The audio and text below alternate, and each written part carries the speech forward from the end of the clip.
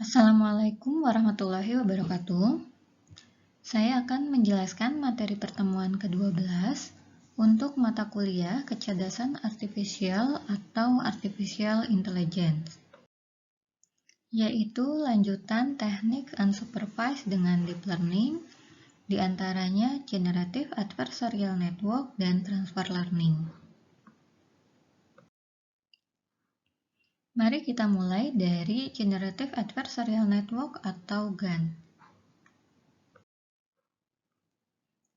Generative model adalah salah satu model unsupervised learning, di mana tujuannya adalah membuat sampel baru dari distribusi yang sama. Ilustrasinya dapat dilihat pada gambar berikut. Objektifnya yang pertama yaitu mempelajari P-model yang menyerupai P-data. Kemudian yang kedua, dilakukan sampling untuk mengenerate data yang baru dari P-model.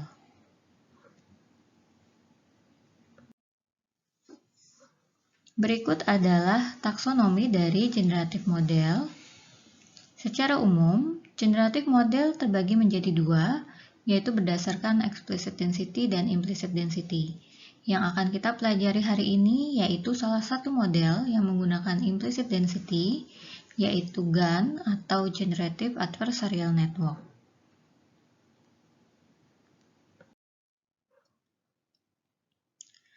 Masalah yang ingin diselesaikan yaitu mengambil sampel dari distribusi training yang high dimensional dan tidak ada cara langsung untuk melakukan ini. Solusinya yaitu mengambil sampel dari suatu distribusi sederhana, misalnya random noise, kemudian mempelajari transformasi untuk menjadi distribusi pada training data. Tetapi kita tidak tahu sampel Z yang mana yang memetakan ke training image tertentu.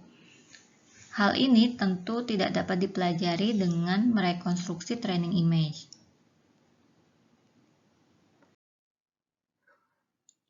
Objektif atau tujuannya yaitu menghasilkan image baru yang terlihat nyata.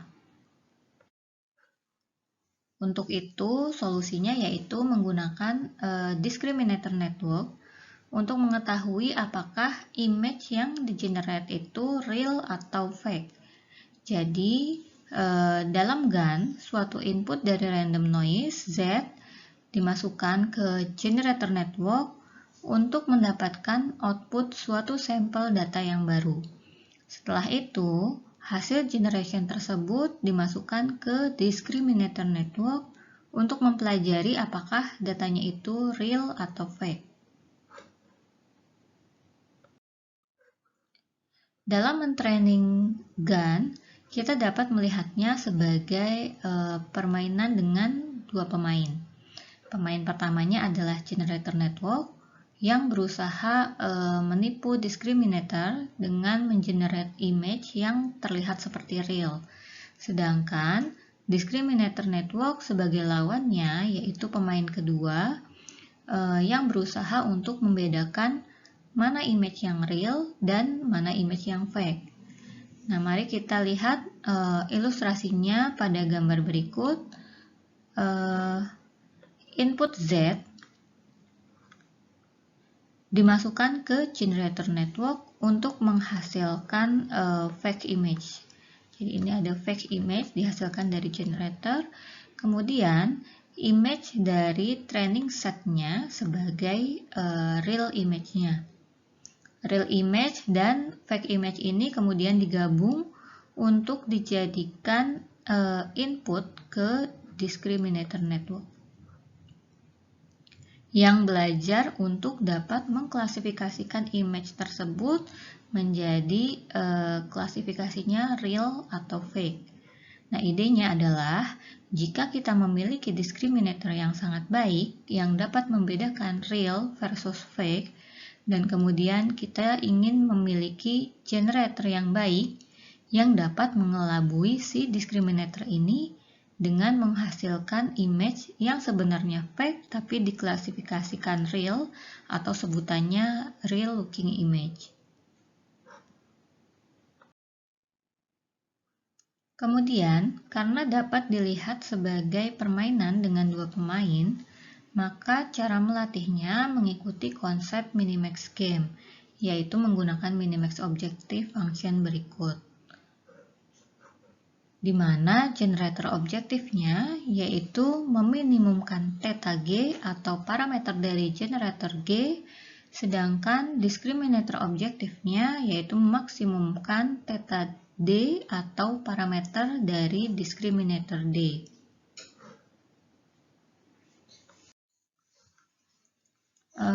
Log dari d theta dx adalah discriminator output untuk real data X. Ini adalah likelihood dari real data X dari distribusi data P data. Kemudian, D dari G maksudnya adalah output dari discriminator untuk fake data yang di-generate dari generator G.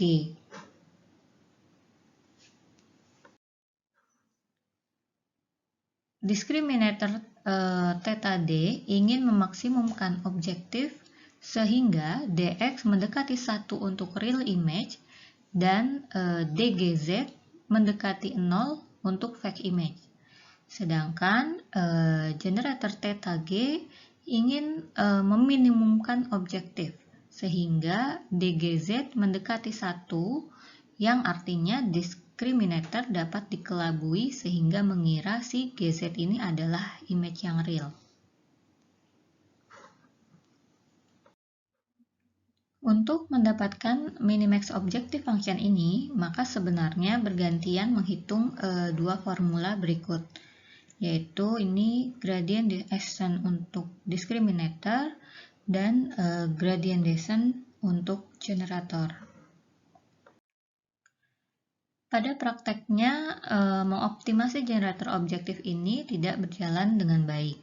Bisa dilihat dari gambar di kanan bawah untuk log 1 minus dgz, itu slope-nya lebih besar saat mendekati 1 di sini. Artinya, ketika generatornya bisa mengelabui discriminator dengan baik, itu gradiennya besar. Namun, ketika memiliki sampel yang buruk, generator masih belum bekerja dengan baik. Jadi di sini gradiennya cenderung flat.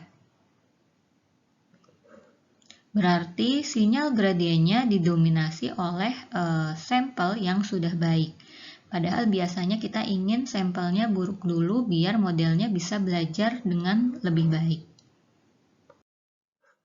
Karena proses learning saat trainingnya sulit, maka di sini objective functionnya diubah sedikit. Yang tadinya meminimumkan 1 minus log dgz atau meminimumkan kemungkinan discriminatornya benar, diubah menjadi memaksimumkan log dgz atau memaksimumkan kemungkinan discriminatornya salah. Ini yang sudah diganti ya. Dapat dilihat dari grafik di kanan bawah, untuk garis yang hijau ini bisa mempercepat learning di awal.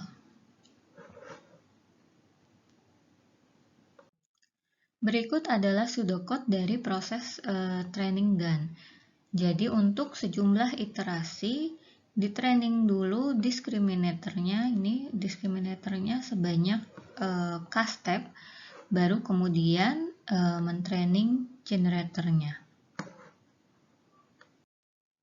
Kemudian untuk penentuan k step pada discriminator ada yang menggunakan di sini k sama dengan 1, yaitu langsung bergantian discriminator kemudian generator, atau ada juga yang menggunakan k lebih dari 1. Karena berasumsi discriminatornya harus di-training dengan lebih baik dulu, baru kemudian lanjut ke generatornya. Namun sebenarnya tidak ada aturan mengenai mana yang terbaik mengenai ini. jadi bergantung dari kasusnya. Beberapa penelitian terkait hal itu yang dapat dibaca lebih lanjut yaitu Wasserstein GAN dan BIGAN.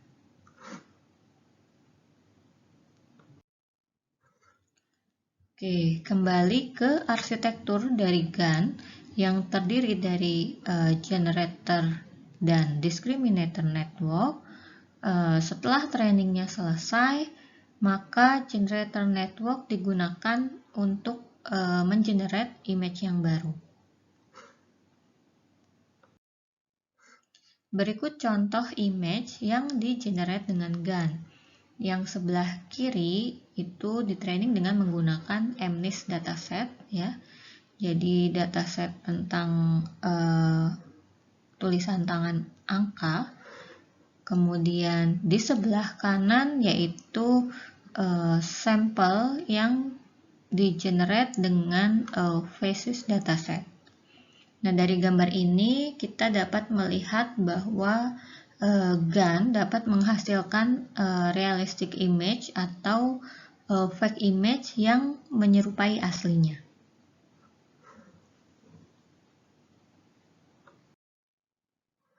Selanjutnya ini contoh image yang di-generate oleh GAN pada CIFAR-10 dataset.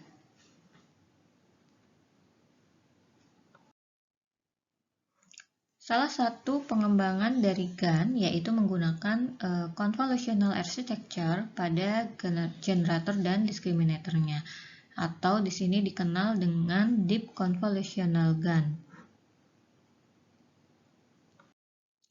Berikut hasil image yang di-generate pada dataset yang terdiri dari gambar kamar. Nah, bisa dilihat hasilnya terlihat lebih baik ya. Ini gambar beberapa kamar. Selain itu, hasil image-nya juga cukup dapat diinterpretasikan. Di sini contohnya mengambil sampel 2 point Z, yaitu 2 random noise vector yang berbeda, kemudian melakukan interpolasi. Di setiap baris adalah hasil interpolasi dari satu titik ke titik yang lain. Ya, ini kemudian diinterpolasi. Dapat dilihat bahwa hasil gambarnya juga smoothly interpolate.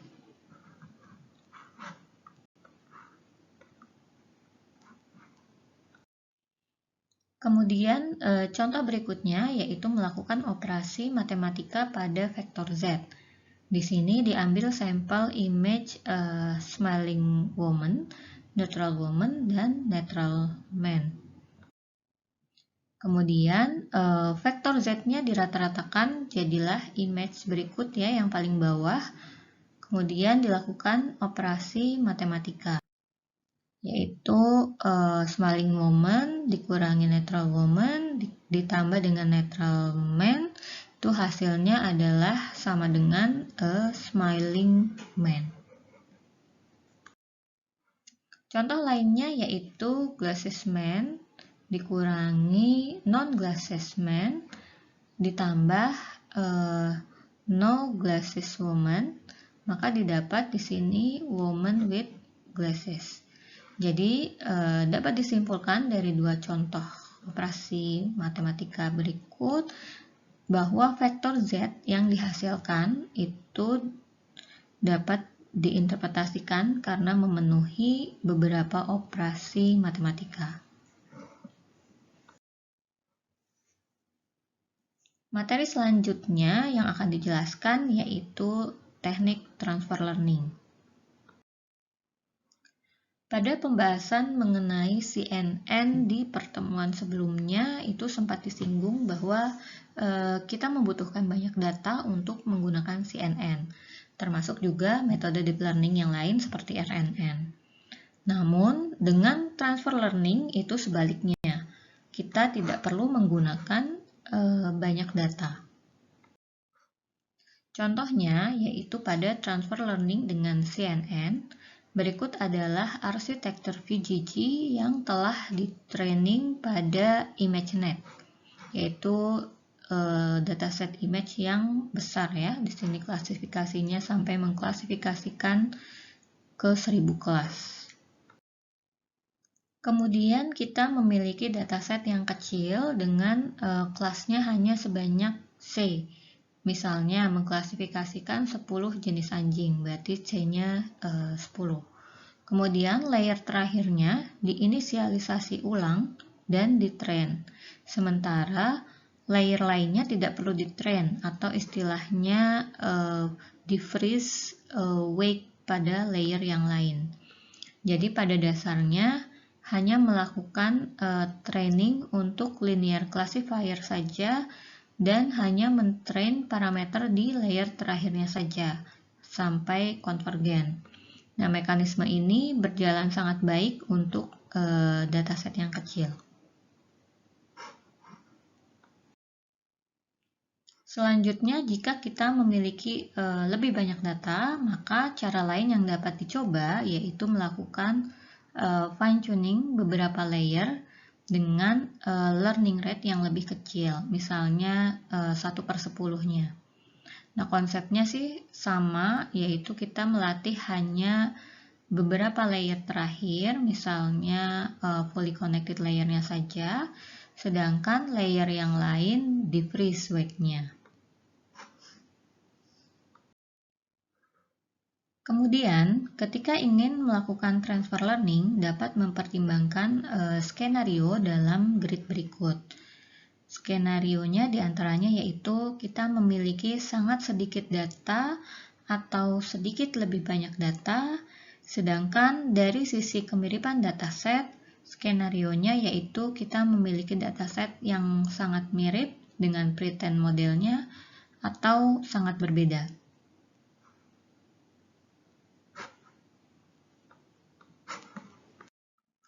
Ketika kita memiliki dataset yang sangat mirip dengan pretend modelnya, maka jika datanya sangat sedikit, kita dapat menggunakan hanya linear classifier pada top layernya saja.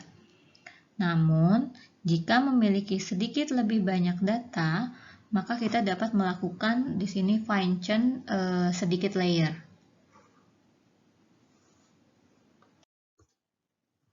Kemudian, jika memiliki dataset yang sangat berbeda dengan pretend modelnya, jika kita memiliki sangat sedikit data, maka sebenarnya kita berada dalam masalah. Terkadang mungkin hasilnya baik gitu ya, transfer learningnya, tapi bisa jadi malah tidak. Karena mungkin fitur dari layer terakhirnya tidak lagi informatif. Maka kita dapat mempertimbangkan untuk mereinisialisasi sebagian besar network. Skenario lainnya, jika datasetnya sangat berbeda, namun kita memiliki lebih banyak data, maka dapat mempertimbangkan untuk melakukan fine-tune lebih banyak layer.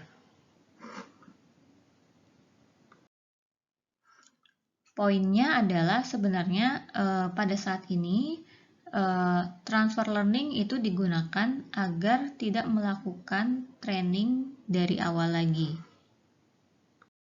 Kita dapat memanfaatkan model yang telah di-training pada data yang besar, atau istilahnya adalah pretend model. Contohnya kalau pada data image sudah tersedia pretend model CNN yang telah dilatih pada ImageNet.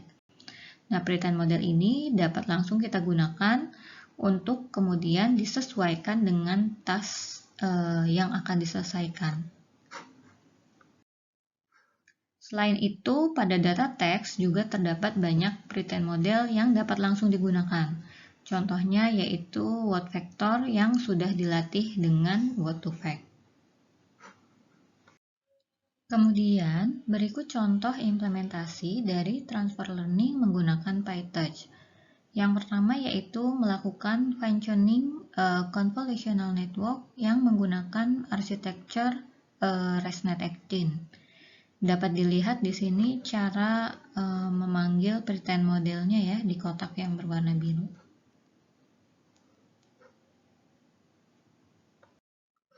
Kemudian pretend model ResNet tadi juga dapat diimplementasikan sebagai fixed feature extractor. Artinya semua layernya di freeze, jadi wake-nya tidak di-train lagi. Nah, cara untuk freeze-nya dapat dilihat ya di sini di kotak yang berwarna biru. Jadi require grade-nya di set false.